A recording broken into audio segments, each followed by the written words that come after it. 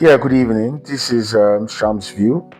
Then we'll still continue with the topic of the discussion of the brand and branding, brand building. Today I'll be speaking about YOMI Casuals. There is no way I wouldn't talk about YOMI Casual. There are two people in the world of fashion today that I admire so much, so very much. One is Vodi, and then the other one is Yomi Casual. But I don't want to talk about Vodi today. I want to talk about Yomi Casual, right? Yeah, because Yomi Casual actually came into limelight, and a lot of persons knew him right from the time immemorial and all of that. And now that I'm beginning to pick up interest in fashion, fashion design, and all of that, I think it's actually very, very, very, very important for me to have a review about these guys. So do not forget, we're actually discussing about how people built their brands, became who they are today amidst challenges. All right. And then I'll be talking about Yomi Casual today. And then, obviously, from the little research I've made, I got to realize that Yomi Casual, while growing up, or rather, while setting up his own brand, he has spoken widely about his struggling in the early years in his fashion career. So we all knew that he actually graduated from a school, and then he's a graduate, and then he moved to Lagos. And then when he moved to Lagos, we're meant to understand that he doesn't really have any bigger stuff to start with.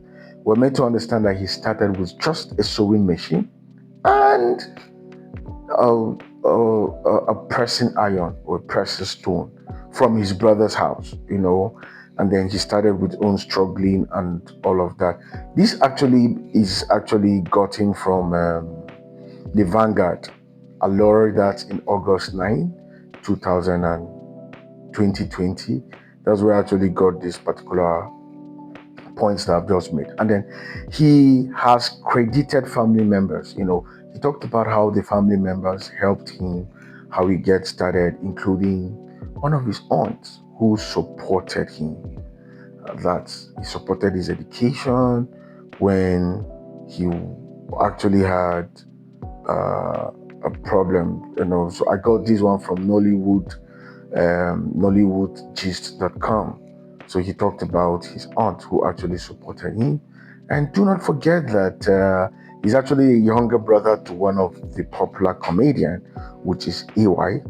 And then he said AY encouraged him from different angles, and he actually made him to be a successful person in as much as he was supposed to actually pick up a job, and with the bank. But we're meant to understand that AY actually encouraged him to continue with his fashion design. I got this thing from Punch newspapers. That's May 8th, 2022. You understand? So, and then his sources describe him as coming from a very large family. Okay, we know this guy actually came from a very large family while growing up, and then he is also a bona fide indigene of Warri, but do not indicate that the family were not actually extremely wealthy or not. I didn't get that particular story very well. So, based on publicly available information, Yomi Casual did not appear. He's not actually from a super rich family, and before the limelight. Okay, his success story is generally portrayed as building a brand. Like he had to build his fashion brand from the modest beginning, okay, with support from the family members and years of work, becoming a prominent fashion designer. Okay, and he has won several awards. Why did I bring about the story of Yomi Casual? Me personally, I feel Yomi Casual is gradually and encouraging me to have a different idea or different perspective or perspection when it comes to choosing my new path, which is fashion design. I'm actually growing interest in fashion design, deeply, deeply, deeply rooted. Now, he had his own obstacles. Remember, he didn't find it it wasn't an easy drive for him while he was in school.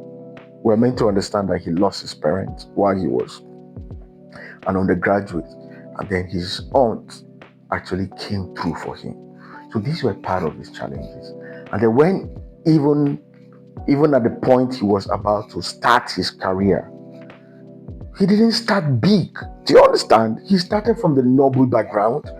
According to the story, he had his sewing machine and his precious stone. He had no workspace. He was actually doing that from his own, brother's home. And then thank God for the internet. He used the internet, and thank God for AY2, who was already in the public space, that actually helped in blowing him. So why did I come about all these things? Like I told you, I'm not bringing on all these stories because I really want to encourage other people alone. I'm still lacking behind. I'm still left behind. And I still want to build. I still want to be where I have not gone through. I'm still in the process of building my own self.